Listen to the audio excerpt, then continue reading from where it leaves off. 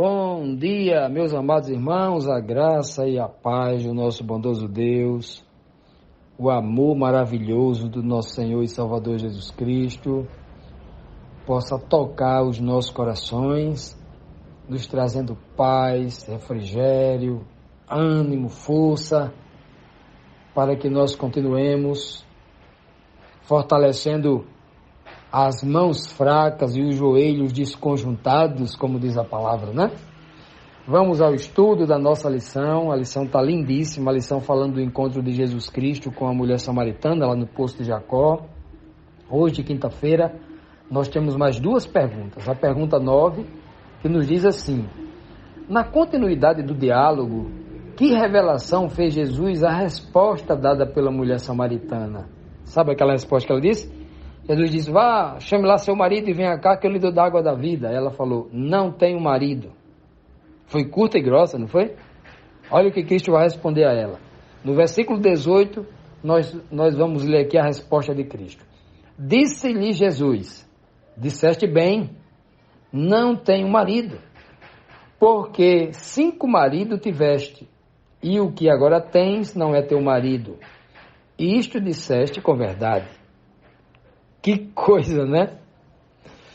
Cristo agora, com toda a paciência do mundo, ele repreende a mulher de forma suave, elegante, bondosa, misericordiosa com a mulher, né? Porque outra pessoa poderia ficar chateada e dizer assim: por que você está mentindo, sua mentirosa? Fala a verdade. Você vive como um amante, você não é casada com este homem que você tem agora. Você vive como amante, aqui e acolá você tem relação com ele e tal. Porque você já teve 5 maridos.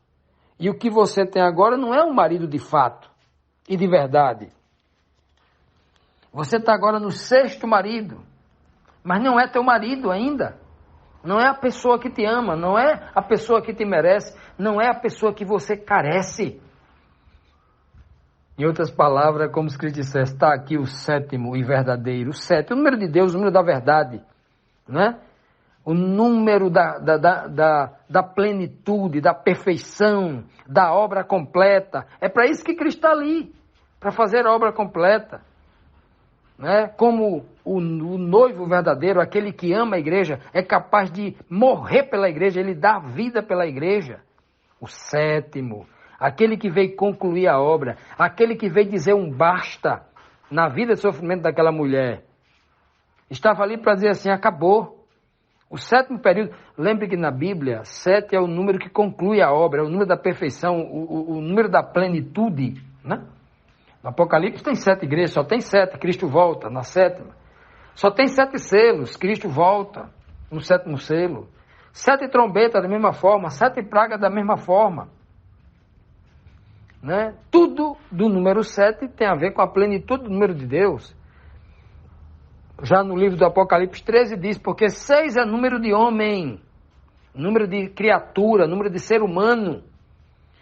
E o ser humano não pode fazer nada por si só, não pode buscar água da vida por si só. O ser humano não consegue fazer nada, ele é completamente dependente de Deus. E aí ele chega assim: 5 já tivesse, o que tu tem, ou seja, tu já tivesse 6 maridos e nenhum resolve o teu problema. Nenhum vai te dar água da vida. Nenhum tem condição de te ajudar. Agora, eu posso te ajudar. Jesus está dizendo para aquela mulher: vá chamar todo mundo, seu marido inclusive, aquele que você diz de marido, chame todo mundo. Porque agora você, como igreja, deve anunciar para os 4 cantos do mundo que você encontrou o Messias, que você encontrou o verdadeiro marido, que você encontrou aquele que é enviado de Deus para salvar. Salvar você, salvar seu marido, salvar o mundo inteiro. Que coisa, né? Cristo diz assim: realmente você falou uma verdade, disseste bem. Realmente nesse ponto você falou uma verdade, não tenho marido. É verdade. Porque nenhum deles foi marido. Você já teve 5. Em outras palavras, o que está dizendo? Você disse bem, não tenho marido, porque você já está no 6º e nenhum foi marido seu. Nenhum tratou você como um marido deve tratar uma esposa. Né? Que coisa, né? Que coisa linda. Eu imagino aquela mulher, né? Aquela mulher que estava economizando nas palavras, que estava tentando esconder alguma coisa. Não, não tenho marido. Só isso e bastou. E agora ela começa a escutar isso de Cristo. Quantas pessoas sabia que ela já estava no quinto marido? A mulher daquela época, que tinha uma vida como essa, ela via, né, mudando de bairro, de cidade em cidade, para que as pessoas não soubessem que ela já estivesse no terceiro e no quarto. Provavelmente só ela mesma sabia disso. Poucas pessoas, talvez, né? Talvez o primeiro marido que monitorasse a vida dela soubesse que ela já estava ali no quarto, no quinto, no sexto. Então, ela tinha algo guardado, um segredo guardado.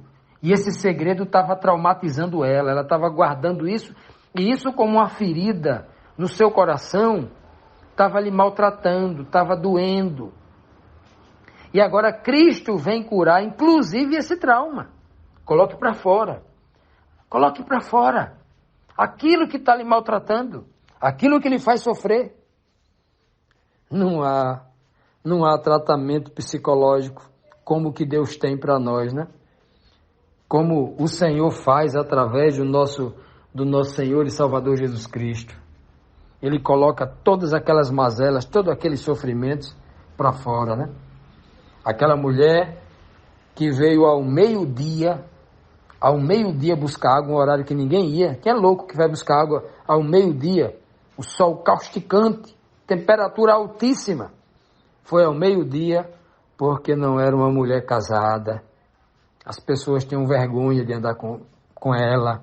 As mulheres tinham vergonha de andar com ela. Ela foi ao meio-dia porque ela era uma mulher que não tinha um compromisso com o homem. Provavelmente esse homem com que ela estava se deitando podia ser até um homem casado. Poderia ser. Ou um homem que não quisesse compromisso. Era apenas um amante, era apenas uma aventura que ela vivia. E aí ela tinha esse sofrimento, né? Mas ao meio-dia, quando o sol na sua força total brilha, quando a luz brilha muito, é assim que quando a gente está no cúmulo, no último momento do nosso sofrimento, né? Quando a gente já não suporta mais, quando a gente está em muita dificuldade, é o momento em que Cristo se apresenta para a gente. E se a gente não resiste, e se a gente se entrega nas mãos dele, se a gente confia nele, ele resolve todos os nossos problemas. Vamos continuar, amados, vamos agora para a pergunta 10, dando continuidade aqui à fala de Cristo, né, com a mulher, que revelou para ela, olha, você falou a verdade quando disse que já teve, que não tem marido, porque nenhum desses aí foi teu marido, né, você já teve 5, agora está no 6º, né, e então a 10ª pergunta, dando continuidade a esse diálogo entre Cristo e a mulher, faz o seguinte questionamento. A mulher assustada com as palavras reveladoras de Cristo, né, que disse, você já teve 5, o que você tem agora não é seu marido. Assustada com essas palavras, o que foi que ela disse para Jesus Cristo? Como ela respondeu a essas palavras de Jesus Cristo? O verso 19 e 20 do capítulo 4 de João diz assim: disse-lhe a mulher, Senhor, vejo que és profeta. Nossos pais adoraram neste monte, e vós dizeis que é em Jerusalém, né, que em Jerusalém é o lugar onde se deve adorar. Vejam que uma coisa ela suspeitou, é que ela já identificou que Jesus não era um charlatão, um homem que estava querendo fazer um contato com um homem qualquer que estava buscando outros interesses. Ela entendeu logo que Jesus era um profeta, né? Ela não entendeu ainda que Jesus é o Cristo, é o Messias, o Filho de Deus. Ela entendeu porque ele sabia a vida dela, algo que ela guardava um segredo a 7 chaves, né? Um segredo guardado a 7 chaves. Então, quando Cristo revela sobre a sua vida particular, ela entende, é esse profeta. Mas imediatamente ela muda de assunto. De novo, ela traz à tona a carga religiosa que escravizava a mente dela. Veja como a força da religião impede as pessoas de enxergarem as coisas espirituais que vêm de Deus, aquilo que realmente importa, aquilo que realmente nós carecemos e necessitamos. De novo, ela diz assim, né? Nossos pais adoraram neste monte, aqui no Monte Gerizim, aqui nesse monte aqui, onde está o Poço de Jacó, onde está próximo à cidade de Sicar. Nossos pais adoraram aqui, mas vocês, judeus, né, partidaristas, querem ser melhor do que a gente, né? Vocês dizem que só pode adorar em Jerusalém, porque lá tem o templo de Salomão, o templo de Herodes, porque lá é a capital, é mais chique, lá é onde estão os melhores levitas, lá é onde está o sumo sacerdote, lá é onde estão os grandes homens, os doutores da lei, os homens mais importantes da religião estão lá. Então vocês dizem que é lá que tem que adorar, o lugar que se deve adorar. Veja só, meus amados.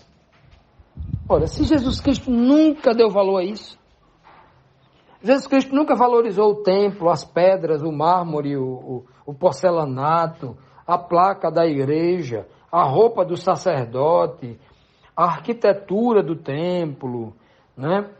O CNPJ, né? A estrutura, né? A empresa, a igreja, a empresa religião. Ele nunca valorizou isso. E a mulher agora, revoltada da vida, porque a religião deixa a pessoa revoltada, cria um partidarismo. O religioso, ele é um bairrista, né? O que vale mais é a igreja dele, é a placa da igreja dele, é o pastor dele.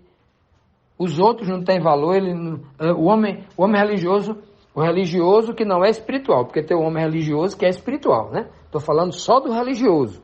O homem religioso espiritual é diferente. O homem religioso espiritual, ele consegue ouvir as pessoas, assimilar aquilo que é bom para a sua vida e aquilo que não é bom, mas é verdade, ele guarda ali, esperando compreender um dia. Aquilo que não é bom e não é verdade, a pessoa que pregou está se equivocando, ele rejeita. O homem religioso faz isso, mas o religioso ele não quer nem ouvir. Jesus estava ali, o Salvador do mundo estava ali dentro daquela mulher. O Filho de Deus, o herdeiro de todas as coisas, a maior autoridade do universo, depois da pessoa do Pai, estava ali. E aquela mulher, por causa da sua religiosidade, não conseguia enxergar uma verdade que estava sendo dita. A ajuda estava chegando para ela. Tudo que ela nem pensava que poderia chegar na vida dela, o que ela nem teve coragem de pedir, estava tudo ali na frente dela. Mas a religião, a religiosidade, as brigas religiosas, que durante anos aconteciam entre samaritanos e judeus, brigando. A minha igreja é melhor do que a tua, o Monte Gerizim é melhor. Não, aqui, aí no monte aí de Jerusalém, onde está o monte do templo, né? Aí Abraão ia sacrificar Isaac, aí Davi fez isso, Davi fez aquilo, tá. Aqui é melhor. Não, mas lá Jacó teve um encontro com Deus, cavou o poço, foi ali que o Senhor teve um encontro com ele, foi ali que Deus... vamos disputar qual é o monte mais sagrado. Não existe monte sagrado. Existem pessoas sagradas quando Deus habita nelas por meio do seu Santo Espírito. Não existe. Deus não diz assim, ó, montanha, vós sois o meu templo, eu habito em vós. Não diz isso a Bíblia diz, vós sois o templo de Deus, a qual o Espírito Santo de Deus habita em vós, nas pessoas. O Deus vivo habita em templo vivo, mas a religiosidade daquela pobre coitada havia cegado ela, para não enxergar a verdade. Que situação terrível, né? Ela entrou agora tentando brigar com Cristo, tentando disputar para ver quem era melhor. Nós, samaritanos, somos melhores do que vocês, judeus. Ou então, queria dizer, vocês querem ser os bonzões, né? Os melhores. Vocês, judeus, querem ser melhor do que os outros. Porque vocês estão cheios de filosofia, cheios de tradição religiosa, cheios dos costumes religiosos. Isso ficou muito bem claro, porque Cristo já havia puxado a orelha dos judeus, dos líderes judeus. Cristo disse bem claro: vocês invalidam a lei de Deus, vocês invalidam a Torá, vocês invalidam as escrituras de Moisés, vocês invalidam a escritura dos profetas por causa dos vossos costumes e das vossas tradições. Então Cristo não valorizava isso que essa mulher está dizendo, coitada. Ela está sendo injusta com Cristo. Cristo nunca fez isso. Era o contrário. Mas a mulher, coitada, começa agora a acusar, fazer ilações, dizer inverdades contra Cristo. Você já imaginou alguém que vem nos ajudar, a gente insiste em rejeitar essa pessoa, porque a gente entende que ela é nosso rival? Alguém que vem me ajudar é meu amigo, e ela entende que é o rival? É um rival que vem lhe atacar, lhe prejudicar, medir força, querendo... Que terrível são os preconceitos que a religiosidade pode trazer ao coração das pessoas. E a maravilha aqui, sabe o que é? É que Deus, por meio de Cristo e Cristo, não desiste de nós. Ele continua insistindo ali. A pessoa não quer, mas ele insiste. E ele vai insistindo, né? Apelando ao espírito da pessoa, chamando a pessoa à racionalidade, apresentando os argumentos racionais para que a pessoa desperta. É por isso que eu e você só nos perderemos se a gente realmente rejeitar a graça de Deus. Só se eu não em hipótese alguma, querer ouvir a voz de Deus. Aquele que ouve e aceita a voz de Deus jamais se perderá. É quase impossível alguém se perder dando ouvido à voz de Deus. Esta mulher, a história a gente já sabe, o final da história, né? Essa mulher vai dar ouvido à voz de Deus. Mas veja só o quanto ela insistiu para rejeitar. E o mais belo, o quanto Jesus insistiu para ela aceitar. Ele não se chateou, ele não foi embora, ele não desistiu dela. Que Deus amoroso, né? Que Senhor Jesus Cristo, que Salvador especial é esse, né? É esse homem que veio à terra para nos salvar.